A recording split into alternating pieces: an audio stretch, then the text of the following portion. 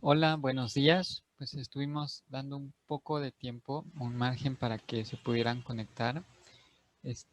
Agradecemos su participación en estas conferencias que se han venido impartiendo estos días. Esta mañana está con nosotros el maestro Ulises Alberto Rincón Zárate. El tema es Eterno Retorno del Significante Amoroso. Buenos días, maestro.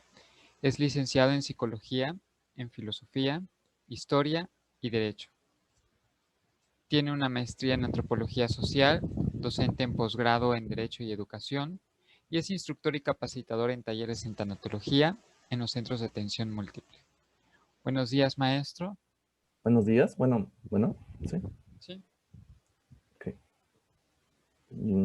¿Ya puedo comenzar sí, claro, puede. Este, ok. Bueno, primero que nada, agradezco la invitación por parte del Instituto ICAFESI por permitirme participar en su 10º aniversario. Y bueno, para este día les voy a compartir la siguiente información. A ver, permítanme solo que lo encuadre. Ok. Eh, um, Voy a minimizar esto para que se pueda visualizar bien y lo voy a poner arriba. Bueno, eh, para, para este día entonces, mi intención es compartirle el siguiente tema que es el eterno amoroso del significante. Más que nada este tema que es el eterno retorno del significante amoroso en relaciones codependientes plantea más que nada algunas intencionalidades que voy a tener con ustedes. Para eso, entonces, mi exposición va a estar dividida, digamos, en 3 partes. Quiero enfatizar que es más bien una presentación donde yo estoy puntualizando ciertos temas filosóficos desde una visión, obviamente recuperando ciertas perspectivas psicoanalíticas o de cognitivo-conductual, en cierto modo, en cuanto a cómo serían esos enfoques de establecer ciertas creencias. No obstante, no es una hibridación ni mezclar temas para hacer este análisis de cómo se han estado haciendo representaciones sociales en lo que va siendo el arte, ¿no? Como tal, a lo largo de la historia, vamos a llamar europea y estadounidense, que ha impactado nuestra formación en cuanto a literatura, cine, y bueno, series y otras cosas más en la conformación de una idea de cómo es una pareja ideal y sobre eso construir o asimilar ciertas situaciones sobre lo que es una relación codependiente como algo naturalizado y visto como algo normalizado, ¿no? Entonces, para esto, primeramente voy a exponer los conceptos básicos en cuanto a cómo se escribe la exposición. Después voy a hacer una descripción de ciertos tipos de vínculos, relaciones duales, para posteriormente hacer una enfatizo, breve representación de las relaciones de codependencia en el arte. Como ejemplo, más que nada, es cómo se han estructurado ciertas creencias. Eh, para esto, entonces, retomo eh, ciertas representaciones literarias en una clasificación que han elaborado varios autores y yo retomo en este caso, ¿no? Y bueno, eso sería como la presentación en sí mismo. Entonces, sin más que decir, voy a comenzar. Entonces, quiero partir de la idea que muchas de nuestras relaciones que vamos a llamar amorosas se estructuran bajo la creencia el pensamiento de que la otra persona nos ama y obviamente existe una correlación con ella, con esa otra persona en tanto que la queremos, ¿no? Pero sería bueno preguntarnos en cuanto, eh, sin afán de establecer como ciertas categorías, ¿no? Cómo esas relaciones al final de cuentas se estructuran en una forma de necesidad que nosotros tenemos internamente proyectada en otra persona.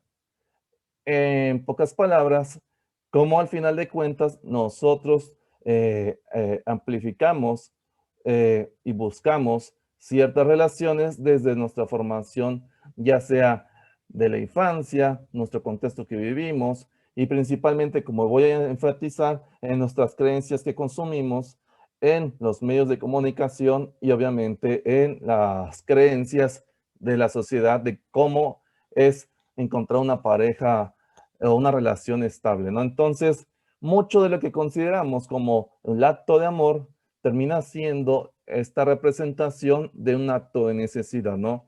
Entonces, no hay, generalmente cuando alguien dice te amo, se ascribe a un acto de entrega, lo que vamos a ir viendo a continuación, pero al final de cuentas también es un acto de te necesito, ¿no?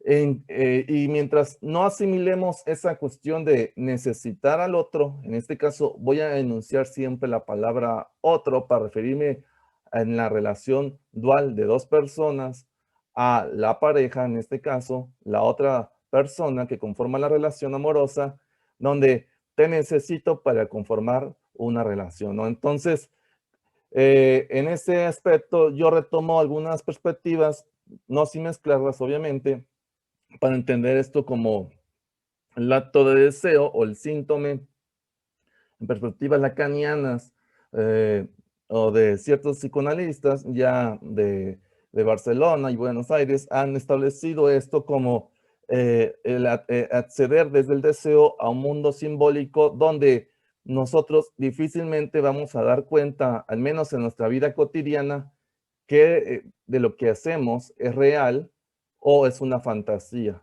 Y en este caso, ¿qué de lo que estructuramos como una relación amorosa es un imaginario nuestro que queremos ver en los demás o es una fantasía, ¿no? Entonces, vamos a partir de la premisa inicial que todo acto amoroso se basa en ser un acontecimiento en nuestra vida. Supongamos que nuestra vida es una linealidad o una subidas y bajadas que tenemos constantemente como parte del ciclo vital y el encuentro amoroso, es decir, el acontecimiento de ver a otra persona con la que tú te enamoras o estableces cierto interés y la otra persona contigo, se vuelve un acontecimiento vital en nuestra vida, en parte en nuestra vida privada y nuestra vida pública, ¿no?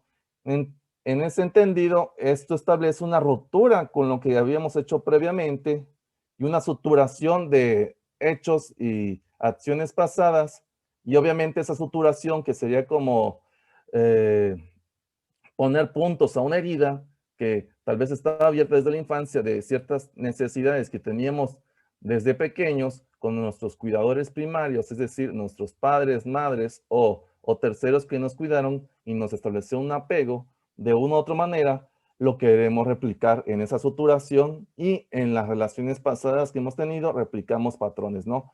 Entonces, por otro lado, vamos a encontrar que esa terapia de encuentro con otra persona, desde ciertas perspectivas de Albert Ellis, por ejemplo, en terapia racional emotiva, podríamos suponer, y es la que más voy a usar también aquí, es cómo encontramos ciertas expectativas al relacionarnos con el otro. Esas expectativas, obviamente, de una u otra manera, se fundamentan en pensamientos que nos han impartido la sociedad, la moral, y obviamente voy a hacer énfasis en los medios de comunicación.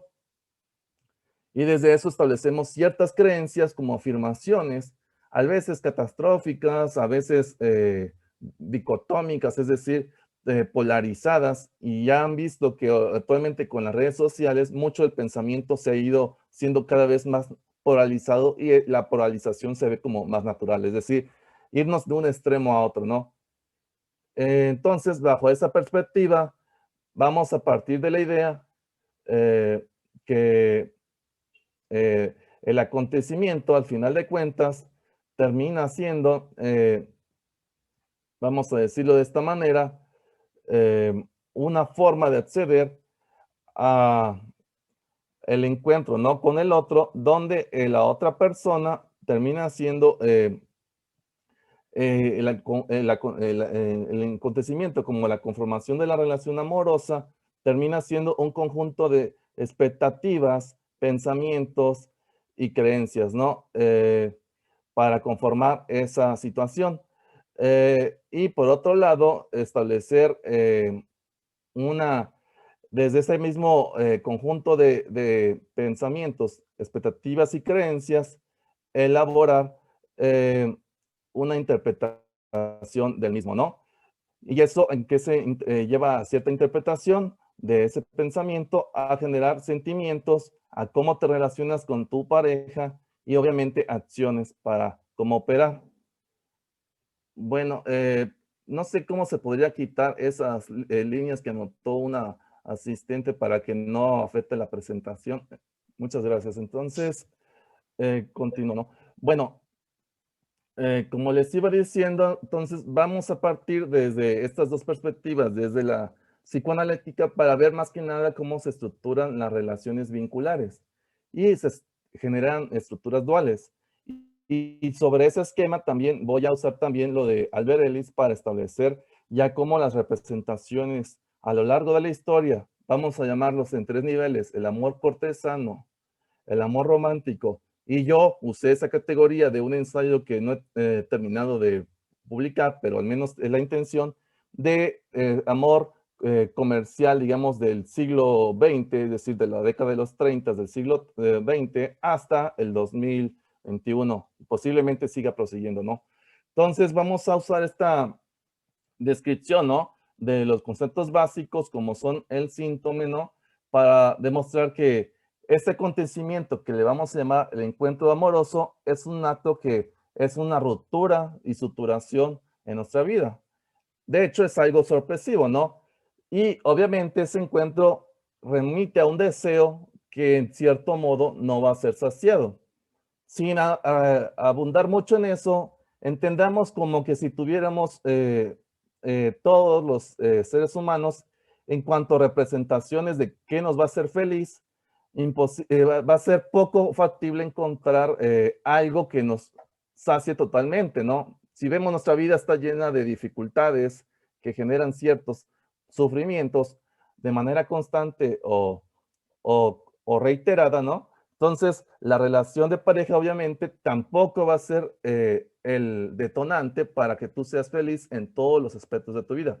Es un aliciente para que lo seas, ¿no? Obviamente, generes un bienestar subjetivo, pero no en una totalidad, ¿no? Entonces, los seres humanos, desde esta perspectiva, tendríamos unas necesidades que se remiten a una falta intrínseca que formamos en nuestra experiencia de vida de qué concibimos como ser feliz. Y desde esta falta, obviamente, nos relacionamos con los demás y la queremos saciar. Obviamente, como que si sea un acto de deseo y hastío, cuando más tenemos, más nos hastiamos y buscamos más. Porque al final la falta, le vengo diciendo, es una disrupción entre lo que es la realidad y la fantasía. Y mucho de lo que construimos es simbólico y va más allá de lo que podemos enunciar en la realidad. Es decir, todo lo prohibido, lo que no decimos, lo que pensamos, abarca este deseo y obviamente vamos a dar prioridad a lo imaginario, ¿no? Donde lo imaginario es todo este idealización que tenemos de nosotros mismos, de cómo nos vemos ante un espejo. Y obviamente aquí viene el problema. Si yo me veo de cierta manera un espejo o yo me quiero representar de cierta manera, entendiendo que todos los seres humanos cambiamos y nuestro ciclo vital de vida nos hace también cambiar de una u otra manera, vamos a representar al otro desde un otro ideal, es decir, una pareja ideal. Y eso lleva al dilema, ¿no? Que esta representación del otro como pareja ideal también tiene que cambiar. Si no, vamos a decir eso, si no naturalizamos y aceptamos que así como mi yo ideal, que yo me represento a sí mismo para entender cómo quiero ser feliz y cómo voy a establecer ciertos vínculos con las otras personas también cambian. Y si yo me aferro a cierta otro ideal, obviamente eso implica también ciertas relaciones conflictivas, ¿no? Le vamos a llamar entonces que esta pareja ideal se relaciona también con nuestra forma de representarnos en el mundo, que es el yo ideal. Entonces, De una u otra manera, desde estos imaginarios, uno se esfuerza a hacer ciertas cosas para lograr ese bienestar subjetivo, desde lo que representa le va a hacer feliz, y obviamente las otras personas queremos que actúen de cierta manera para que también sacien esa falta que tenemos. Y obviamente ahí lleva la complejidad que cada persona es un mundo diferente y no sería algo permanente, ¿no? Al contrario. Y la otra estructura que vamos a ver que sería la realidad, sería como el yo real que remite a nuestra forma de relacionarnos ya en la vida cotidiana y que damos cuenta que al final de cuentas todos nuestros imaginarios, más allá de lo que pretendamos que encontramos, no va a haber una noción de pareja ideal en cuanto a un encuentro amoroso que ya está predeterminado que te haga feliz y no van a haber conflictos nunca, no van a haber discusiones, no van a haber pactos, alianzas, nada, y todo ya es como perfectible, ¿no? Entonces, ya en la realidad encontramos que la idealización no puede ser algo que asimilemos constantemente, ¿no? Entonces, no existiría como la pareja perfecta o esa es como la premisa con la que quiere marcar. Y bueno, aquí vamos a partir de la idea que al final de cuentas va a haber unas ciertas estructuras, ¿no? Donde la pareja al final de cuentas es la unión de dos personas con su constitución física, emocional, psíquica, también en cierto modo espiritual, ¿no? Que se encuadran en un encuentro amoroso. Y ese encuentro amoroso, como es una estructura dual de dos partes o dos yoes encontrados en un mismo espacio, de una u otra manera construyen pactos, ¿no? Y ese pacto remite a entendidos sociales, ¿no? Es decir, cómo estructurarnos y relacionarnos en la vida pública, pero también en la vida privada.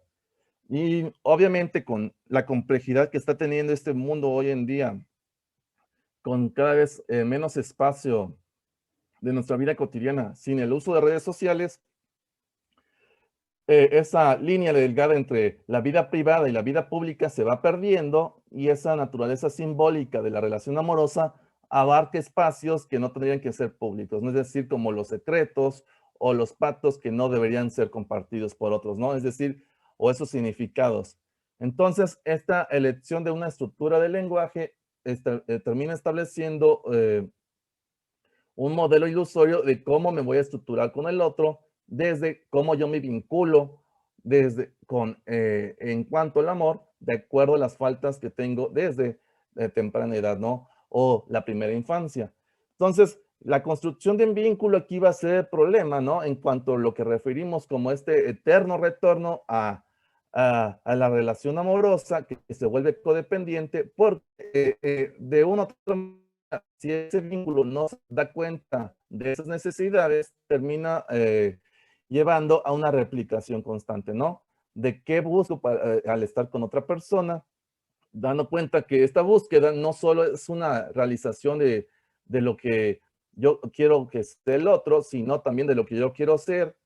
Obviamente, esa pareja es parte de mi vida, entonces, ¿qué sentido le quiero dar a mi vida? Dar cuenta de mis traumas, valorizaciones, prejuicios sociales también en este aspecto, en cómo estructurarme con los demás, actitudes, motivaciones y obviamente miedos. Entonces, cuando nos preguntamos, cuando nos vinculamos, ¿qué deseo me va a satisfacer? Se va a implicar en estos aspectos, ¿no? Entonces, para esto vamos a estructurar lo que voy a llamar acá tipos de vínculos amorosos de parejas que pueden dar relaciones de codependencia. Desde ciertas estructuras que yo vení trabajando con cierto sesgo psicoanalítico que voy a presentar. No es una verdad, vamos a llamar inalterable, obviamente, solo son modelos, ¿no? Entonces, no tómenlo todo como una representación de la realidad, sino de cómo representamos simbólicamente nuestros imaginarios de nuestras parejas, ¿no? Entonces, el encuentro amoroso, en todos los casos, ya había dicho que es un acontecimiento que nos vincula con otra persona. Y bueno, en un primer nivel o en un vínculo inicial encontraríamos el vínculo de alianza, que el vínculo de alianza se basa en la reciprocidad y apoyos que quiera establecer con alguien. Entonces, sería el tipo de pareja o el tipo de vínculo donde se basa en una alianza. De manera implícita, sin mencionarlo expresamente, es la unión de dos personas para hacer una vida conjunta, ¿no? En un acto público y también privado, constante, de que en algunos casos se reduce estas relaciones de dependencia, vamos a llamarlas así, de necesidad mutua, ¿no? Por esa falta que tienen, donde más allá de la comunicación que puedan tener en ámbitos privados de pareja, ¿no? Lo llaman a una alianza de trabajo o económica que se reduce en una compañía en ciertos aspectos de la vida y no en todos los aspectos, ¿no? Entonces, si ustedes se preguntan, ¿qué pasaría si se estructura cierta relación basada en satisfacción de ciertas necesidades económicas o de ciertas relaciones o alianzas de cuidado de ciertas personas o puede ser una configuración de alianza de cualquier término? Terminamos haciendo una imposición, ¿no? de lo que queremos que sea nuestra relación. Y aquí el problema sería que cómo se estructuran relaciones a veces, donde si se genera una ruptura de esa alianza, ¿no? Ya no hay relación. Esto es muy evidente, ¿no? De que con las estadísticas que están habiendo ahorita con la pandemia del COVID, como ha habido un repunte de los divorcios, dando a entender que ese encuentro que tuvieron las personas de vivir más tiempo constantemente juntos, se evidenció que eran relaciones basadas en muchos casos por vínculos de alianzas, ¿no? Donde al ya no poder solventar esas necesidades de tener su espacio mutuo, ¿no? O hacer ciertas cosas y no una convivencia en común en ciertos aspectos de la vida, se genera una ruptura de esas alianzas, ¿no? Y bueno, al final de cuentas, aquí el problema es que cada interés de cada persona, tú puedes estructurar una relación creyendo que tienes una alianza con la otra persona porque la otra persona lo hace con buenas intenciones o también con sus propias necesidades, establecer relaciones contigo, relacionándose contigo de cierta manera, ¿no? Y aquí el problema para este tipo de vínculo es que cuando tú entiendes que la otra persona está haciendo algo contigo y la otra debe corresponderte de cierta manera y si no lo comunicas, tú vas a seguir generando dinámicas para prolongar esa alianza mientras la otra persona, como no entiende o entiende otro tipo de alianza que está haciendo contigo, lleva una confusión y obviamente a un conflicto de ansiedad. Bueno, en otro nivel, vamos a encontrar que ese mismo encuentro amoroso que se vincula por encontrarte con otra persona, en otro nivel, que iba diciendo, ese encuentro amoroso por vincularte con otra persona, se estructura lo que vamos a llamar el vínculo de posesión, ¿no? O de poseído o posesivo, que sería otro tipo de vínculos, obviamente de gente que esto voy a enfatizar cuando vemos las representaciones literarias, ¿no? Que han habido a lo largo de la historia de que esto se ha naturalizado mucho, ¿no? El vínculo de posesión como un acto de amor, donde ser poseído y poseer a alguien más, que implica un predominio del contacto corporal y obviamente de la imitación verbal de otras personas de qué hacer y cómo pensar, quieres representar de una u otra manera con esos actos celotípicos o celógenos, es decir, de celos, anular la separación e independencia con el ser amado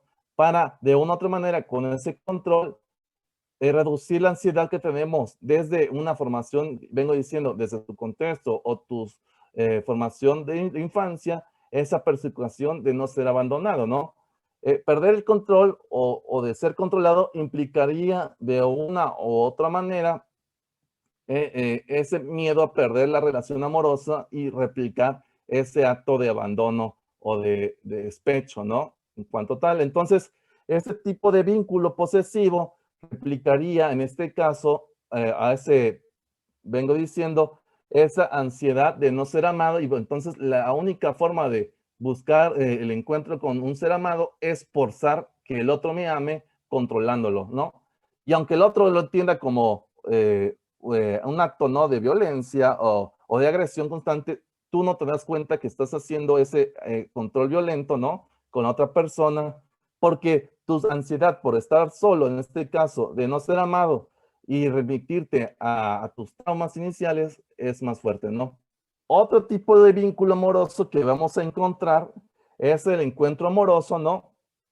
Que se va a estructurar de una u otra manera en esta configuración. Si el otro era de posesivo, poseído, en este caso, este vínculo que vamos a encontrar en ciertas estructuras de relaciones de pareja se basa en el vínculo de control, donde una u otra persona tiende a ser controlada y controlador, ¿no?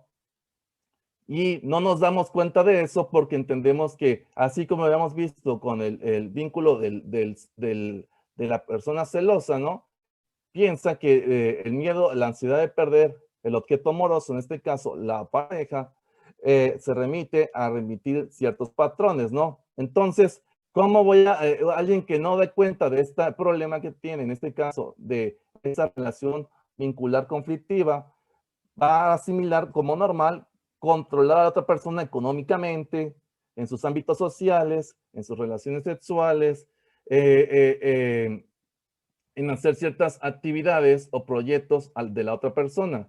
De una u otra manera, esto también se vincula sin darse cuenta, es como del vínculo de alianzas, se puede transformar esto en un vínculo de control, porque lo que partió como una alianza, es decir, vamos a estar juntos y establecer un proyecto juntos, construyendo ciertas metas en común, cuando una persona quiere imponer ciertas metas y la otra persona, sin darse cuenta, cae en esa dinámica de ser controlado por ciertos parámetros, termina estableciendo esa necesidad de impulso de dominio y control, este, este problema, ¿no? Es decir, se puede transformar un vínculo de cierto tipo, digamos, celotípico a uno controlador, o controlador a uno celoso, o de celoso al revés, ¿no? Más bien aquí el caso sería dar cuenta nuevamente de tus necesidades con las que se estructuran tus relaciones, ¿no? Entonces, esa necesidad de control no va a ser otra cosa que limitar tu placer propio y obviamente el de la otra parte, es decir, tu pareja, para que con este modo evites el descontrol. Porque el descontrol, desde tu forma de simbolizar, imaginar la relación de pareja, implica el fin de la misma, ¿no? Entonces, veamos una persona que temerosa de estar sola, eso lo va a reiterar mucho, ¿no? El evitar la salida de la soledad, del temor al fracaso, para que, como una fantasía amorosa, entonces vas a usar el control para salir de ese escape. Y bueno, por otro lado, vamos a encontrar otro tipo de encuentro amoroso basado, en este caso, en el vínculo del pervertidor y pervertido. Sin caer en matices como como remitirían las palabras, más bien se pasa en intercambios, vamos a llamar, violentos o agresivos entre las dos partes, donde de una u otra manera ese malestar profundo que se configuró previo al encuentro amoroso, es decir, del acto de enamoramiento, se prolonga hasta ya la conformación de pareja. Y a esto le vamos a llamar como, es un intercambio pues, de perversión, porque ya pueden pasar muchos años y se sigue prolongando esta imagen de luna de miel o de enamoramiento sin comprender al otro. Entonces, lo que termina sucediendo en estas relaciones codependientes conflictivas es que a falta de una construcción sólida de comunicación entre las partes, se termina erotizando la prolongación de un conflicto inicial, y si este no existe, lo vas a meter ingresando un tercer imaginario en la relación, es decir, como actos de infidelidad, ¿no? En este caso, ¿no? Entonces, o adulterio, ¿no? Entonces, en este caso me refiero que, aunque no generen esas acciones en una relación, de una u otra manera, tú te lo imaginas que existe esa persona o existió, o alguien que ya no está en vida, ¿no? Lo sigues enunciando en una relación y se prolonga, ¿no? O posteriormente, el temor a que se presente este tercer imaginario que haga una ruptura en la relación, ¿no? Entonces, ese intercambio sádico se expresaría en esa prolongación de la luna de miel, en una prolongación de jugar con secretismos, o bien hacer público ciertas cosas de la pareja para molestar a la otra parte. Y la otra parte, ¿cómo va a responder? De la misma manera. Por eso vengo diciendo que es un intercambio de un vínculo de perversión, porque de una u otra manera cada persona se quiere agredir con algo que le afecta a la otra persona. Y eso es lo que nutre su relación, aunque obviamente esto replica una codependencia ya a nivel, cierto nivel patológico, ¿no? Que puede hacer daño a las dos partes, ¿no? Entonces, el sufrimiento y la dependencia del otro, al generar ese sufrimiento, termina siendo el vínculo que encuentra como dos, como una pareja. Y obviamente eso no lleva a un bienestar subjetivo en ninguna de las dos partes, sino en una naturalización de la agresión, ¿no? Bueno, otra forma de encontrar esto sería cuando en un encuentro amoroso, el vínculo que tienes con la otra persona genera una hiperdiscriminación, lo cual implica, ¿no? La dificultad que tiene cada una de las partes de encontrar un espacio común de convivencia a razón de lo mismo, que no hay un proyecto vital común. Si se dan cuenta, así como sucedía este proyecto vital común, por ejemplo, en el vínculo de alianza, que en el mismo vínculo de alianza puede haber una disrupción que cada quien considera su alianza de manera diferente o tienen pactos diferentes, verbalizados o no verbalizados, interiorizados. Aquí más bien, tanto en la relación de perversión o el vínculo de perversión y este vínculo de hiperdiscriminación se estructura por la unión de dos proyectos individuales que están superpuestos y uno quiere dominar al otro, ¿no? Vengo diciendo, muy parecido a la relación vincular conflictiva de alianza. Aquí la situación sería que cada quien vive su proyecto individual y obviamente es como que vivan en una casa juntos con proyectos separados, ¿no? Por lo tanto, cada individuo está aislado y establece una emocionalidad carente con el otro en ciertos aspectos de su vida y lo reduce en cosas muy triviales, ¿no? Repito, por eso podríamos adjudicar que las estadísticas de aumento de divorcios en muchos países del mundo con el COVID, ¿no? En el tiempos de confinamiento se aumentó porque esos proyectos superpuestos de que eran parejas que casi no convivían y estaban un poco tiempo en casa o solo lo pasaban en tiempo de fiesta, ¿no? Reuniones sociales, se vieron obligados a convivir y se dieron cuenta de que había una superposición de proyectos en común, ¿no? Y bueno, el vínculo amoroso que podríamos entender como el más sano, bajo ciertos matices, sería el vínculo amoroso de ser querido y querer a otra persona, donde aceptas esa necesidad y falta de ser querido y obviamente tú te encuentras en el otro en esa forma de solventar el cariño o ternura o expresiones de amor que tuviste en la infancia y las buscas replicar, ¿no? Entonces, buscas en el otro una pareja que sea cariñosa, comprensiva, que te escuche, ¿no? Obviamente replicando en ese yo ideal que tú quieres ser y en esa pareja ideal imaginaria que tú estableciste desde tus imaginarios que viste en los medios de comunicación. Entonces, bajo esta perspectiva, el único problema aquí sería qué sucedería cuando no te sientes querido por no saber interpretar otras formas de amor que no sean las que tú entiendes desde tus representaciones sociales. Es decir, si desde tus creencias tú crees que el cariño es cierta cosa, la ternura o que te escuchen es cierta cosa, obviamente lleva también a un conflicto.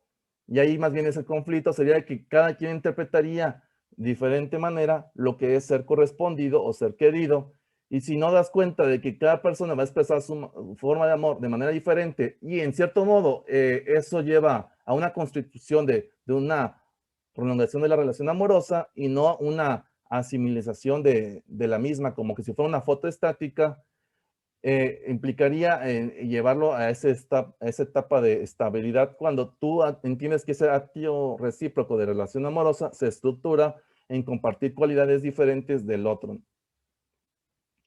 Y bueno, ya vamos a encontrar desde ciertos autores como Bernstein y Bulgett lo que vamos a llamar como modalidades de cómo se estructuran las estructuras de encuentro de pareja, es decir, cómo dos personas al unirse forman al final de cuentas, ¿no?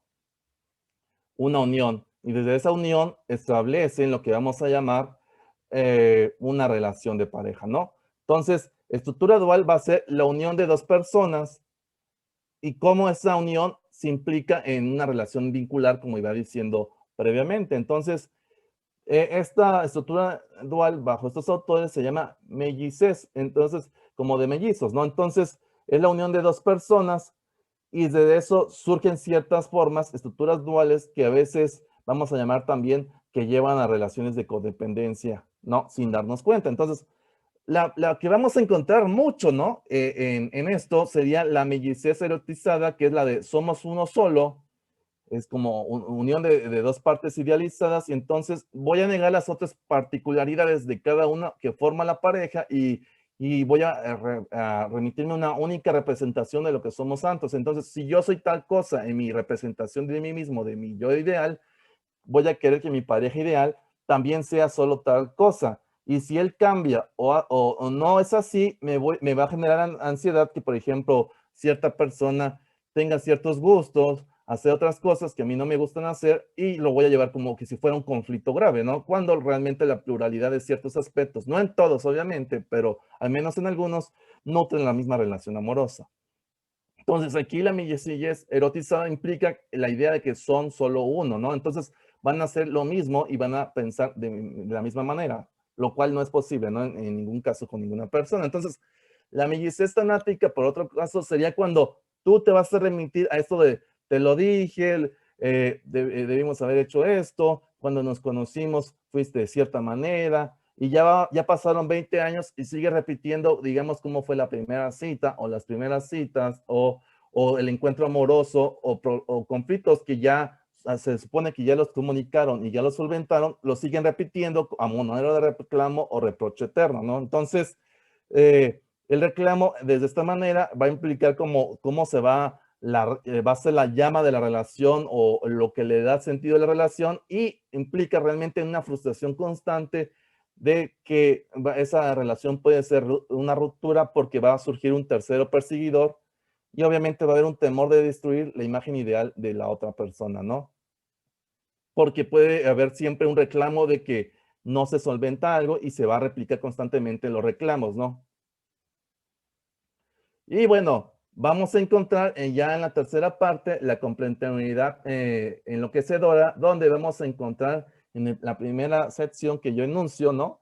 El amparador y el desamparado, ¿no?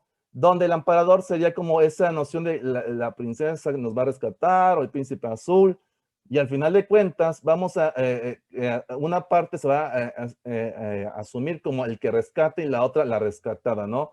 Debido a una carencia. Entonces, esa relación amorosa, lejos de llevar a una relación vincular de querer y ser querido, lleva a una relación asistencial y entonces uno se va a ocupar del rol del otro de manera condependiente como el desamparado y el desamparado va a necesitar al otro para que lo cuide, obviamente, o solvente sus necesidades que no puede hacerse responsable por sí mismo, ¿no? Y bueno, otra de estas mismas sería la disfunción temporal, donde uno va a evitar todo cambio ante el fracaso de lograr un objetivo, ¿no? Entonces, si van a haber ciertos cambios en la misma relación de pareja, tú lo vas a forzar esa estructura dual donde tú vas a concebir que, que tú eres la misma persona de hace 10 años en una relación de pareja y que así como eres en el presente, va a tener que ser en el futuro y no acepta los cambios temporales que ha sufrido ni también la otra persona. Entendiendo que hasta las mismas enfermedades se estructuran y repercuten en nuestra relación de pareja en ciertos ámbitos de la misma, ¿no? Entonces, o cambios que hemos tenido en el trabajo, cambios en nuestra familia, pérdidas también. Entonces, no es la misma relación desde cómo se inició a cómo va avanzando, pero hay gente que sigue replicando esa estructura esquemática. Entonces, eso lleva también a la disfunción semántica, donde tú no vas a aceptar lo que iba diciendo ese mellizez de somos lo mismo y vas a imponer en el otro que no puede ser diferente. Entonces vas a obligar al otro que sea de cierta manera y quieres hacerlo cambiar a tu pareja constantemente. Ahora la pregunta sería, querer cambiar la forma de ser de tu pareja, no ciertos hábitos que le hagan daño, no. Me refiero a su forma de ser completa para a tu comodidad porque considerabas que era de cierta manera, obviamente lleva a imponer una forma de entender esa relación, y eso también lleva a una relación codependiente, ¿no? Bueno, y bueno, ahora vamos a pasar brevemente a las grandes historias del amor, que terminan siendo grandes historias de desamor. Y aquí me voy a basar en ciertas tesis que serían como toda relación de codependencia que se construyeron en relaciones de representación social a lo largo de la historia han impactado en lo que hoy entendemos como relaciones tóxicas o codependientes, o las hemos naturalizado por parte de la literatura y los medios de comunicación. Entonces, el amor cortesano fue una de ellas, que fue una utopía de cómo alcanzar el amor, que fue el amor que surgió en el medievo, en la Edad Media, entre el siglo XII hasta el fin del Renacimiento, ¿no? Entre eso vamos a encontrar, ahorita voy a anunciar algunos ejemplos, donde el amor cortesano se estructuraba en hacer pública una relación ante los demás, porque antes no era así, ¿no? El matrimonio no estaba tan institucionalizado, y aquí el punto era que se tenía que institucionalizar para que el matrimonio generara familias para poblar otros lugares, ¿no? Entonces, el acto de amor sería hacer público el mismo y romper las prohibiciones de una sociedad. Para dar fin, en este caso, como fin social, generar matrimonios nuevos que habitaran otras poblaciones, ¿no? Es decir, como legitimar la unión de familias nucleares de dos personas y no de familias extensas de varias personas, ¿no? Entonces, desde esta tesis de amor cortesano surgieron ciertas premisas. Una de ellas es que el amor es maravilloso, por lo que vale la pena esforzarse a luchar por el mismo.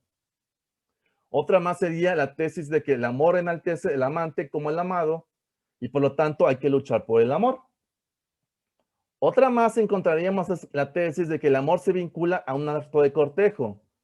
Entonces, ese acto de cortejo implica, o de seducción, la finalidad misma del matrimonio.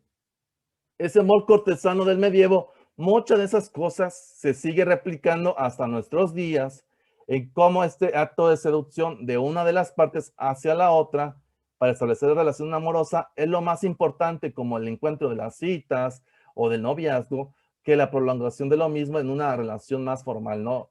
Como tal, ¿no? Es por eso van a dar cuenta que muchos de los cuentos, bueno, vamos a ir adelante, ¿no? Muchos de los cuentos que estructuran en el medievo, o literatura que estructuran las relaciones amorosas cortesanas, se basan en los apuros que tuvieron que pasar antes de ser una relación, es decir, antes de formar el matrimonio. Antes de eso eran amores prohibidos, entonces, y por eso siempre terminan las historias y fueron felices para siempre, porque el para siempre implica ya no mencionar qué era el matrimonio, porque eso ya era otra cuestión, ya se había consumado el amor. Entonces, desde esta perspectiva, esta utopía de amor cortesano vamos a encontrarlo en ciertos autores, como serían la figura de Dante Alighieri con su Divina Comedia, donde su idealización, por ejemplo, de Beatriz, que era una mujer importante de Florencia, que solo la vio 2 veces en su vida, una en la niñez, y después 9 años la volvió a ver una vez pasando en los andadores de Florencia, como viene en la imagen ahí, y le replicó una sonrisa. Y desde esa sonrisa, él asumió que había un amor entre ellos dos, aunque ella después se casó con un mercader importante de Florencia, y obviamente no fue correspondido, pero desde su visión eso fue suficiente para establecer un amor prohibido con alguien que no te corresponde, porque lo que importa aquí en este caso el amor cortesano es dar cuenta de los retos que tú vas a pasar para lograr ese amor. Es como el aceptar el sufrimiento de por qué me estoy dificultando yo la vida y por qué no estoy siendo correspondido, o por qué alguien me el despecho como un acto de amor que yo estoy superando, ¿no? Y eso lleva como una dimensión de representar el amor con la divinidad, ¿no? Otra representación del mismo amor cortesano está con autores como Sandro Botticelli, que muy parecido el caso, Simonetta Vespucci, que era como una mujer que vivía también en Florencia, en este caso, la representaba como que era sujeto amoroso, pero ella nunca se dio cuenta de su existencia, o si lo hicieron, no lo hicieron público, es decir, fue un acto prohibido, ¿no? Ella se terminó casando con otra persona y él hizo pinturas de ella, y obviamente todos sabían que estaba dibujando a ella, la estaba pintando y lo hacía público, pero obviamente nunca hubo una consumación del mismo. Solo el amor cortesano como un acto de seducción o un amor prohibido de escribir cartas, sonetos, trovas, o lo que sería hoy en día llevar mariachis o hacer demostraciones de amor públicas, pero sin llevarlo al acto del matrimonio, ¿no? Otro ejemplo de eso sería Francisco Petrarca y Laura de Noves, donde el acontecimiento amoroso sería ahí el amor prohibido de construir un deseo que no puede ser correspondido. Y el ser no correspondido me hace sentir el amor. Otros ejemplos trágicos del mismo sería como este amor adolescente, ¿no? Por ejemplo, en Romeo y Julieta, de dos personas que apenas se vieron una vez, ya llevan al límite su relación y pensando nuevamente, ahí se aplicarían muchas relaciones vinculares que hemos visto codependientes o estructuras duales donde creemos que la otra persona es lo mismo, asumimos que es el mismo pacto, asumimos también que es la misma relación semántica y temporal entre las dos personas, ¿no? Entonces, lo llevan al límite y todos estos actos de amor terminaron en un suicidio, ¿no? O en una muerte entre ambas partes. Entonces, por ejemplo, Los amantes de Turel, por ejemplo, también como una obra de Martínez de Marsilla, representa lo mismo, esta relación trágica y codependiente, pero vista como la cumbre del amor o lo máximo que hay que alcanzar el ser humano, se da de esto mismo, ¿no? Entonces, aquí el acontecimiento sería este amor prohibido adolescente, donde lo que haces es sentirte, ese acto de transgresión ahora implica romper el rol de autoridad o autoridad paterna, donde si tus padres en esa circunstancia histórica te obligaban a casar con ciertas personas para establecer pactos y alianzas en una relación vincular de alianza, tú tenías que romper ese pacto para sentirte vivo, ¿no? Y aquí más bien sería la demostración de este amor adolescente que es breve, pero intenso. Y puede quemar un bosque entero y volverlo un desierto, y lo que queda solo es el recuerdo del mismo, ¿no? Es decir, la nostalgia, la melancolía de algo breve y efímero. Otros ejemplos serían, por ejemplo, la relación de Celestina, la obra, ¿no? De Calisto y Melibea, ¿no? Donde al final de cuentas, vengo repitiendo, se vuelve a repetir esa transgresión de adolescente ante la autoridad paterna o de las instituciones, donde tiene un final trágico, ¿no? Calisto muere y entonces, desolada, Milivea se suicida frente a su padre, ¿no? Como un acto de rebeldía y decir, esto es más importante para mí y mi vida no te pertenece dentro de la estructura familiar. Y bueno, mucho de esto, posteriormente va a surgir el amor romanticista, que el amor romanticista no es como, voy a hacer un énfasis, no es el amor romántico que se estructura ya a finales del siglo XIX, ya se da más fuerte, ¿no? Con la televisión y los medios de comunicación. El amor romanticista tuvo su desarrollo en el siglo XVIII y XIX, y en parte es un amor estructurado en el mito de Platón del banquete. Sin abordar mucho esto, el mito del Platón el mito del Platón en el banquete enuncia el discurso de Aristófanes que los seres humanos somos una totalidad, es decir, existe un ser andrógino que fue cortado por la mitad por una decisión divina. Entonces, al ser cortados por la mitad, necesitamos buscar nuestra media naranja por medio del destino, que estamos condenados a recuperarla, porque así fue separada abruptamente. Entonces, esa unión con la otra dualidad, con la pareja, implica la unión de mi parte faltante. Entonces, ese amor no termina siendo que una nostalgia por recuperar la otra mitad, y no recuperar esa otra mitad te lleva a la ansiedad y la desesperanza y depresión, ¿no? Entonces, es el mito del hilo del destino, de la media naranja, del complemento, como iba diciendo, esta relación de mellizos, ¿no? Donde creemos que somos lo mismo y pensamos igual y tenemos la misma alma, ¿no? Y representamos eso de esta manera.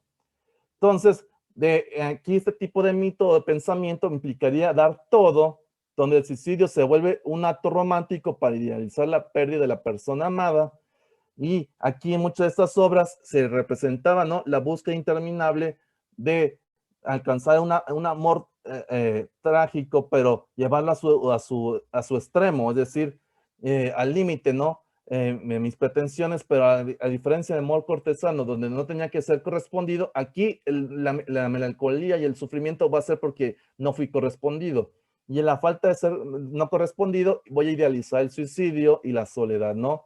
Ante el desamor, ¿no? Y ejemplos de eso tenemos que dar todo en una relación a cambio a veces de nada, ¿no?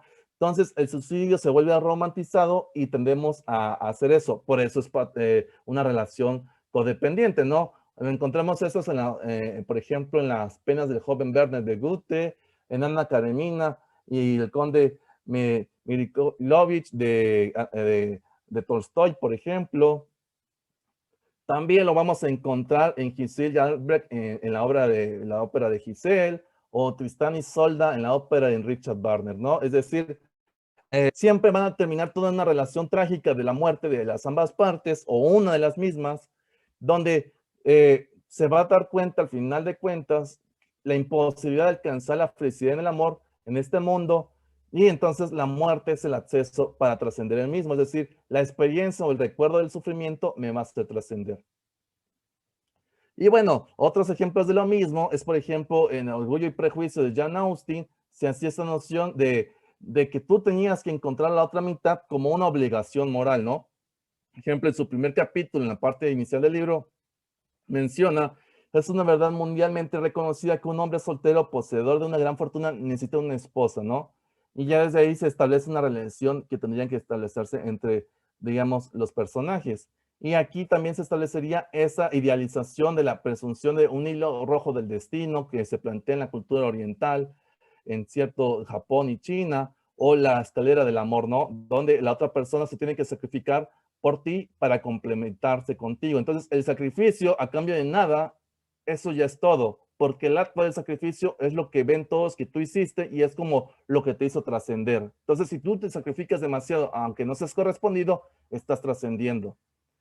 Y bueno, ejemplo de eso vamos a ver en Emilio Brontë en su novela Cumbres Borrascosas, en El amor de Catalina y Heathcliff, donde se mencionaba, ¿no? Que ciertas expectativas, ¿no?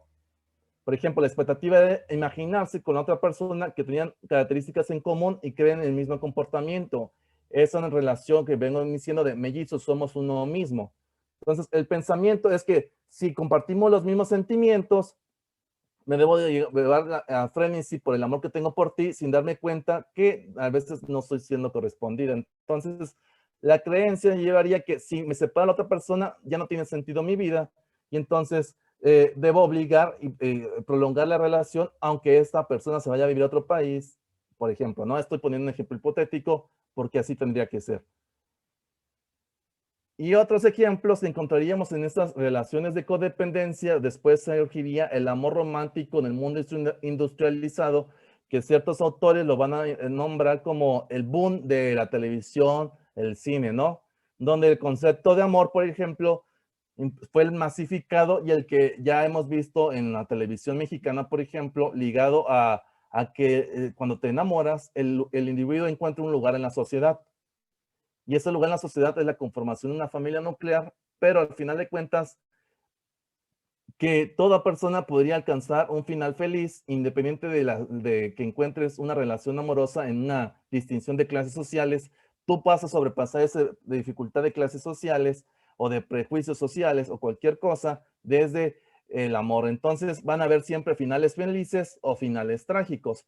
Es decir, gente que logre sobrepasar esas barreras sociales. Se ve mucho en las telenovelas mexicanas, ¿no? Que replicaban las películas estadounidenses, pero también los finales trágicos, ¿no? Donde se hace una hibridación del amor cortesano y el renacimiento para venderlo como un producto de mercado en el mundo, ¿no? Y ejemplo de eso es Casablanca, Christian y Satin en Moulin Rouge, o Lisa y Stefan en Las cartas a una desconocida, donde podríamos ahí encontrar una constante de que es importante la nostalgia de la pérdida, porque la pérdida le da sentido y vitalidad a la relación amorosa, aunque esta ya terminó, y esa es una gran historia de amor. No importa que sufriste mucho y tal vez la otra persona tenía otra familia, otra pareja en otro lado, pero tú viviste eso con intensidad y eso es suficiente. Y volvemos a los finales trágicos en algunos casos con el suicidio, ¿no? Otro ejemplo del mismo podría ser esta segunda tesis que yo escribí, donde mencionaría que van a haber ciertas situaciones donde la otra persona te trató mal, fue ingrata contigo, estuvo, digamos, teniendo varias relaciones al mismo tiempo, y al final, cuando tú te vas, esa persona sufre por ti, quiere que regreses con ella, ¿no? Entonces, aquí se representa mucho, por ejemplo, en la película de Lo que el viento se llevó, con la actitud que tenía Scarlett. Cuando dejó de tener algo que le importaba, lo valoró. Y entonces quiso recuperar ese amor en la nostalgia, ¿no? Entonces, no importan las circunstancias, acciones, realizadas una acción o el daño que le hayas hecho a la otra persona. El darte cuenta del valor de perder a otra persona es más importante que las acciones y sentimientos que tuviste. Es decir, no importa las acciones que yo hice mientras estuve en la relación, sino las acciones y sentimientos que yo hice al perder la relación, y entonces la voy a querer recuperar a toda costa porque la idealicé esa relación por la nostalgia de la pérdida. Otro ejemplo de eso es Cantando bajo la lluvia, y cómo se establece esa relación de conflictiva.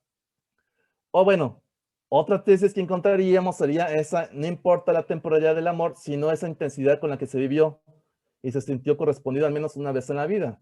Ejemplo de eso son las relaciones breves y efímeras, ¿no? De días o semanas, ¿no? Donde el amor romantizado lo queremos llevar al límite, y hay mucho de eso en el cine, ¿no? Por ejemplo, Titanic, donde en la relación de Jack Dawson y Rosen DeWitt, que realmente no había una vinculación entre los dos, sino la vinculación de ser adolescentes transgrediendo la moral de sus padres, ¿no? O de sus autoridades, o la diferencia social de clases sociales. O la misma corta aventura en que tuvo Alec Harvey y Laura Jameson en El breve encuentro, ¿no? Que es una otra novela donde fue una relación amorosa llevada en una estación de tren.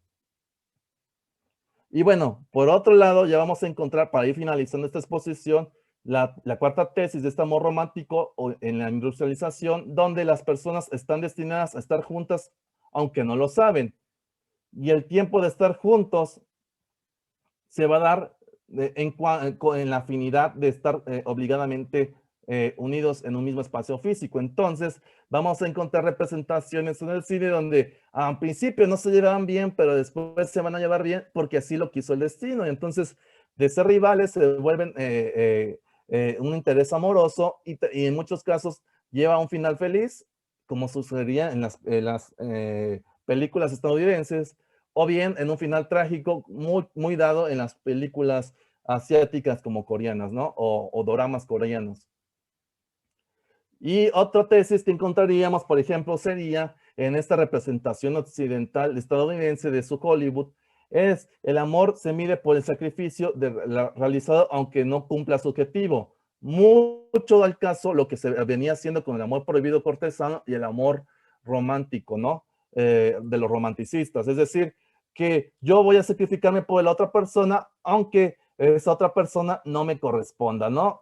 O bien se olvide de mí, o por circunstancias no se pueda llevar la relación. Y el ejemplo de eso sería el Ciudad de Ángeles, o El ángel enamorado, o Ghost, la sombra del amor, donde estamos hablando de una relación irreal, ¿no? Es decir, obviamente, pero al final de cuentas idealizamos esa irrealidad, donde alguien se sacrificó por todo por la otra persona, aunque ésta nunca lo va a valorar o lo recuerde, pero no se puede ser correspondido. Y ya finalmente vamos a encontrar esas tesis en este mismo cine industrializado, donde uno tiene que dar todo por la otra persona para complementarse.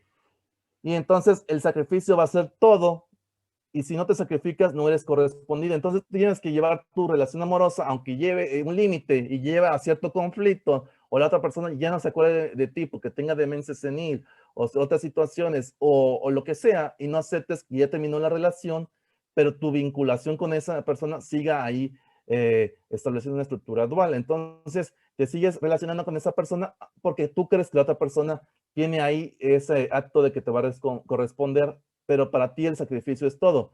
Volvemos a lo mismo, es la estructura dual de un príncipe o princesa que te va a rescatar por el desamparo y el amparado, ¿no? Es decir, alguien está desamparado y te va a rescatar.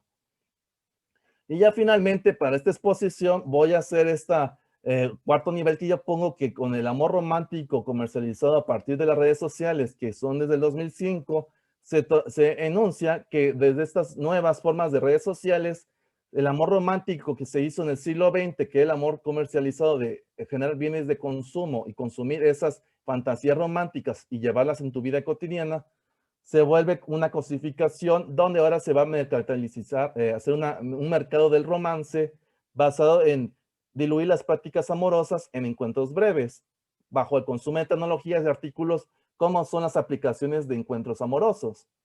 Y eso se llevó previamente en el cine para después llevar a esos términos como el amigos con derecho, amigos con beneficios o friendzone, donde al final de cuentas se vincula como una normalización de ciertas vinculaciones, al menos si no son efímeras, forzadas en una relación, como ya habíamos visto en las relaciones vinculares, donde al final de cuentas, si no se genera una hiperdiscriminación, tal vez de una u otra manera, no hay un proyecto común entre las partes, ¿no? En el plano semántico, en la estructura dual.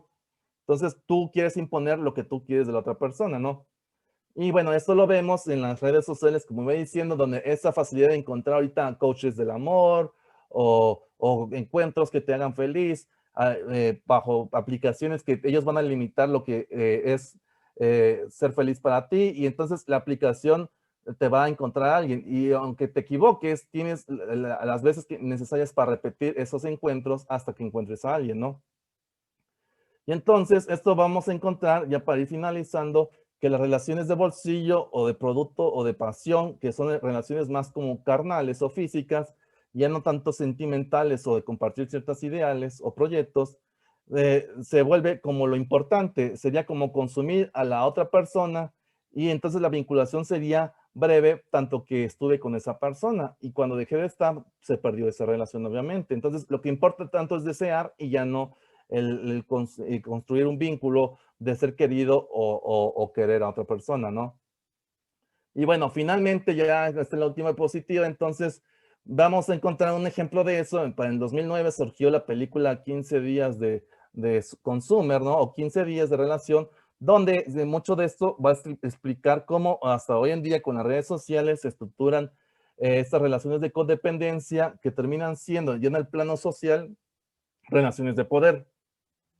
Y esos términos como ser tóxico, tóxica, implican de una u otra manera adjudicarle a otra persona ese acto de villanía, ¿no? O roles de pareja donde ya se naturalizó por mucho tiempo estas relaciones vinculares que llevan a la codependencia, y ahora se enuncia a estas mismas desde ciertos términos nuevos como tóxico, tóxica, ¿no?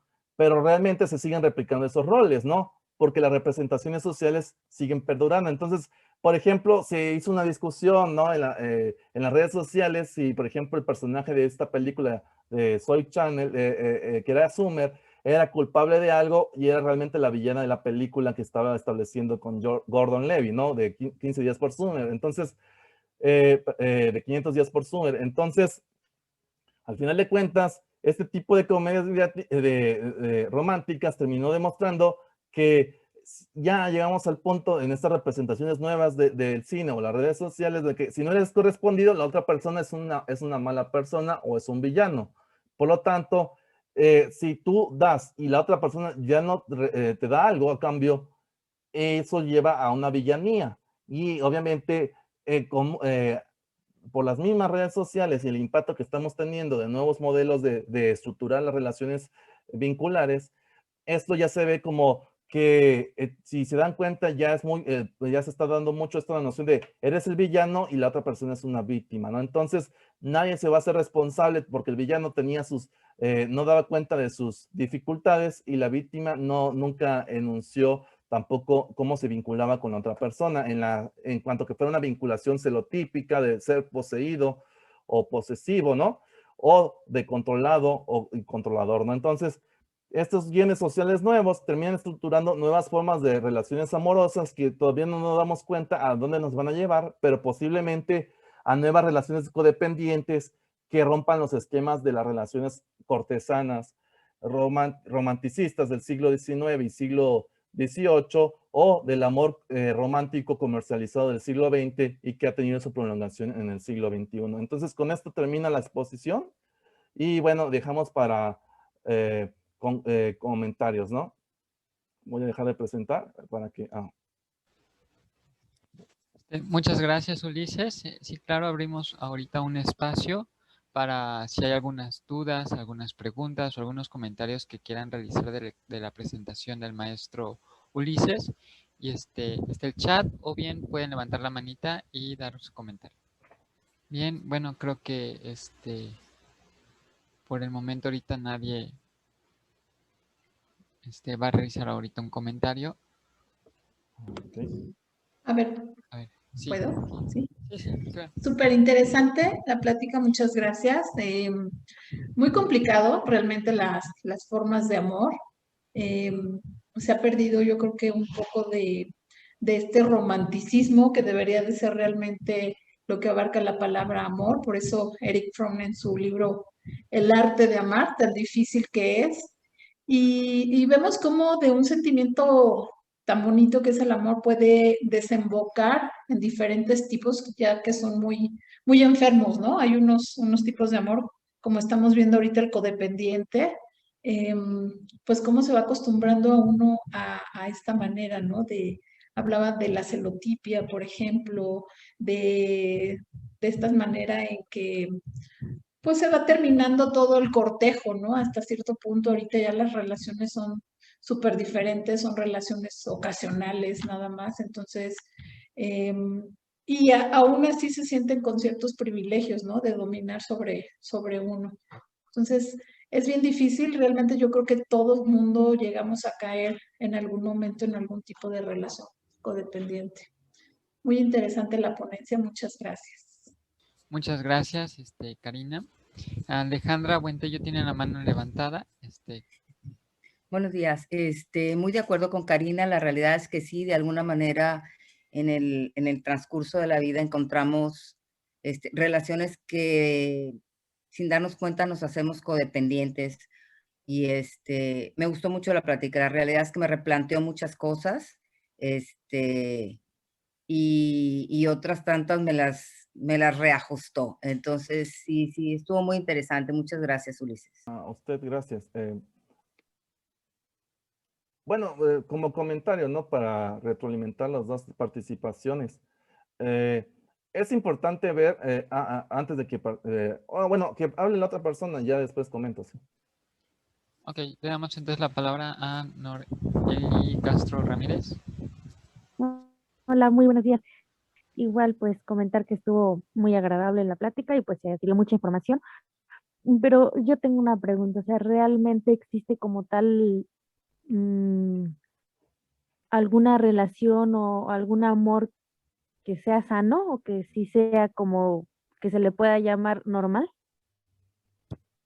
Ok, no sé, ¿otro comentario o ya le respondo? ¿O cómo va? Ok, bueno, como he venido enfatizando, es importante que ver esos criterios de normalidad van a basar en representaciones sociales, como hemos visto el amor cortesano, el amor romanticista, el amor romántico comercial de las telenovelas mexicanas o del cine estadounidense en el siglo XX hasta nuestros días. Es decir, lo normal sería ajustado en qué haces normal en cuanto a esas representaciones. Ahora bien, más bien, como enuncié, de una u otra manera, nuestras relaciones vinculares van a ser de una u otra manera. Lo importante es dar cuenta cómo van evolucionando las relaciones o cómo iniciaron. Obviamente nadie es autoconsciente de eso en ningún momento, es decir, en todo momento nadie se va a dar cuenta, pasamos de esto a esto, eso es muy complejo, ¿no? Necesitas ayuda de otras personas, ¿no? Y de todas formas, vamos a llamar, esa relación, digamos, amorosa, que podría ser la más sana, que es ser querido y que la otra persona implica de otra manera dar cuenta de tus necesidades y que la otra persona tiene necesidades. Y también entender que esas necesidades cambian, ¿no? Nadie va a tener las mismas necesidades, nadie es el mismo y sobre todo la base importante de todo, la libertad existe en todo momento, es decir, somos interdependientes, no codependientes, es decir, estamos juntos porque lo decidimos, no porque necesitamos estar juntos por una cierta situación o por otra situación. Y cuando lo vemos de esta manera de que tenemos que estar haciendo esto por esto y esto y esto, o voy a hacer esto para que la otra persona se vaya, pues no vamos a llamar enfermiza o normal, ¿no? Sino más bien dar cuenta qué te genera bienestar subjetivo y si te hace feliz ciertas cosas donde tú encuentras tu propio desarrollo personal, creo que por ahí es el camino. Es decir, dar cuenta de el límite de tu libertad y el límite de la libertad del otro, ¿no?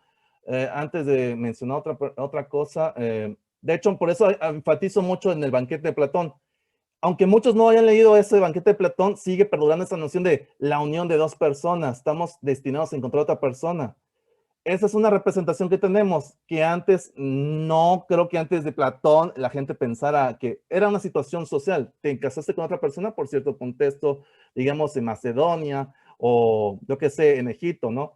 Pero a partir de eso, esa unión de dos personas y esa necesidad de estar unido a otra persona para complementarte, antes de complementarte tienes que sentirte tú bien para estar con otra persona, ¿no? Viendo esa como, antes de encontrar un equilibrio con alguien, tienes que encontrarlo contigo, porque si no, tus carencias de tu yo ideal lo vas a querer replicar en una pareja ideal. Y obviamente esa pareja ideal, eso sí yo lo podría enfatizar. ¿Qué tanto podría existir una pareja ideal? Porque las parejas cambian, ¿no? Nosotros cambiamos. ¿Qué puede ser ideal en este mundo? A no ser que seamos platónicos, ¿no? Bueno. Muchísimas gracias, sí, me resolvió mi duda. Gracias. Muchas gracias, maestro. ¿Alguien más quiere comentar algo o aportar algo? Sí, yo, un poquito, una disculpa, pensé que,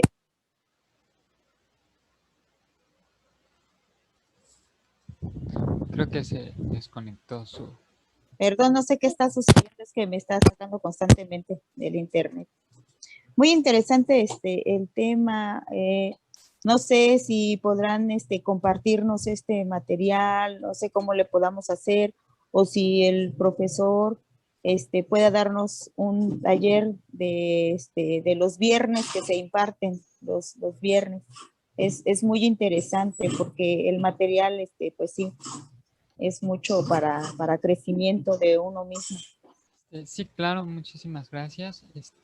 Bueno, pues aprovecho entonces el momento para compartirles las próximas actividades que tendremos en el instituto en relación a al tema que el maestro nos acaba de impartir. Estamos por aperturar nuestro diplomado en... A ver, permíteme, está cargando. Les acabo de compartir ahorita la pantalla.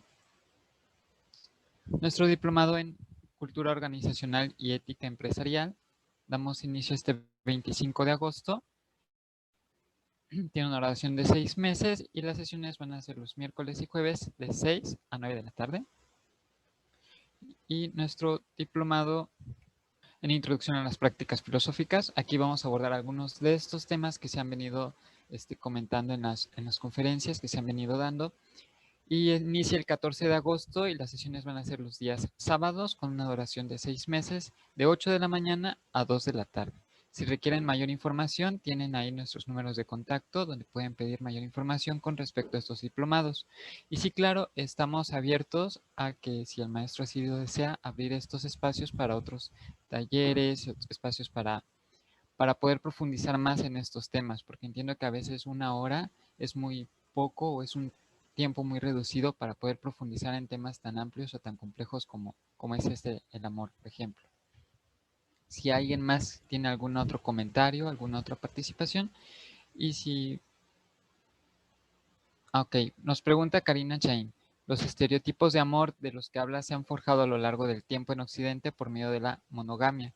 En otras culturas la poligamia es bien vista. ¿Allí también hay amor verdadero? Le preguntan al maestro. Creo que su micrófono está apagado.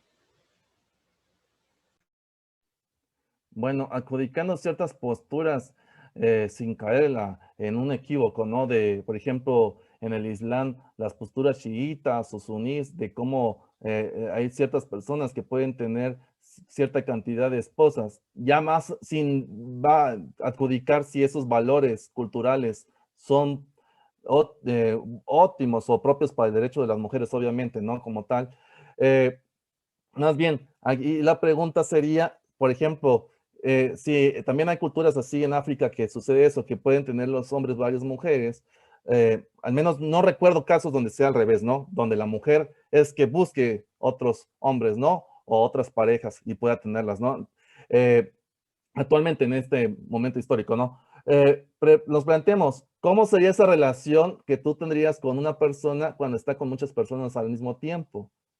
De una u otra manera, sin darnos cuenta, sería muy parecido a esto, ¿cómo se llama esto? poliamor, ¿no? Si lo quisiéramos ver así, pero en el entendido de que al menos ahí tienes que tener una relación estructural de matrimonio, entonces esos vínculos, digamos, más bien sería ahí la pregunta, ¿no? ¿Será que esa pareja de un lado, es decir, el hombre o la mujer que está relacionándose, uno se vincularía con el otro desde un vínculo celotípico, otro desde un vínculo controlador, otro desde un vínculo de alianza, otro desde un vínculo de cada quien tendría un vínculo diferente con esta persona, ¿no? Que se casó con varias veces con varias mujeres, ¿no? Entonces, más bien, ¿cuántas relaciones codependientes tendría esa persona en esa misma relación? Sin caer en la adjudicación, si moralmente, por los valores culturales de otra religión, eso sería bien o bien visto, ¿no? Por los occidentales, ¿no? Pero viéndolo así, si ya es complejo una relación dual, ¿no? Entre dos personas, ¿cómo sería complejo si va a haber un tercer, ya no imaginario, sino un tercero real, constantemente ahí compartiendo? Nunca vas a compartir ciertos momentos porque le va a tocar a otra persona su turno, por así decirlo. Y bueno, ya sería como relaciones más bien vinculares de alianza, ¿no? Y bueno, podríamos decir que antes de Occidente, cuando colonizaron América, habían también presuposiciones que en Mesoamérica sucedía eso. Pero volvemos a lo mismo. No lo vemos tanto, esas cosas que representé de amor cortesano, amor romántico y amor como comercial occidental o amor comercial occidentalizado en Corea o Japón o la propia China, por ejemplo, la China actual, no la China del comunista de mitad del siglo, ¿no? De una u otra manera se basaban en roles, ¿no? Y esos roles, independientemente de cómo se estructura una sociedad, la pregunta es, ¿te genera un bienestar subjetivo? Esa es la pregunta. Una cosa es lo que se estructura socialmente y otra cosa es cómo estructuras tus relaciones. Porque como ya mencioné, el amor cortesano era el matrimonio y eso es todo. Y eres feliz para siempre. Ya no te contaban los cuentos que sucedía posteriormente de eso. Igual podría ser con las narrativas de poligamia, ¿no? En este caso, ¿no? Claro, sí, entonces por eso enunció este caso, ¿no? Y que sería el más parecido con los matrimonios sunís y chiitas, por ejemplo, que está bien visto eso. Y en algunas doctrinas islámicas solo puedes tener una pareja, ¿no? Depende, ¿no? Pero obviamente yo, a mi consideración, más allá de los valores morales que le demos a eso, si ya tienes conflictos con una persona, imagínense con 10 o con 25. No creo que sea, lleve a un buen final eso, ¿no?